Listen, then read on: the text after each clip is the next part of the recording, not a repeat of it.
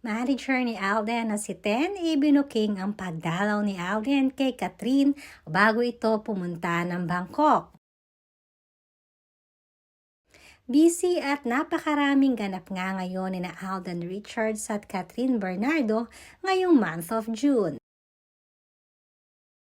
Dahil pagpasok na pagpasok pa lamang ay magkabila na ang kanilang mga ganap at endorsements. Over a week ago nga ay nauna nang nagpunta si Catherine sa Thailand upang i-shoot ang ilan sa kanyang mga endorsement na dapat sana'y magkasama sila noon ni Alden. Subalit dahil nauna nang ginanap ang Miss Universe ay nagstay muna si Alden upang mag-host sa prestigious event na ito. Ganon pa man ay balita naman na sinundo ni Alden si Catherine pagbalik nito galing Bangkok, Thailand.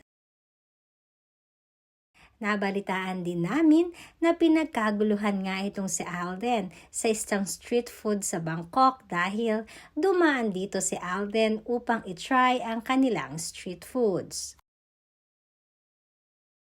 Napag-alaman din namin na isa pala ang food trip sa pinagkakasunduan nila ni Catherine madalas, lalo na nung nasa Hong Kong pa sila, ay ito nga ang nagiging fast time nilang dalawa.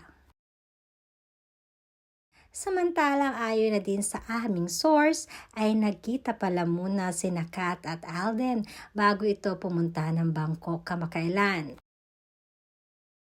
Kaya naman maging ang nanay ni Kath na si Mami Min ay natutuwa sa pinapakitang consistent at sinseridad ni Alden kay Catherine Bernardo.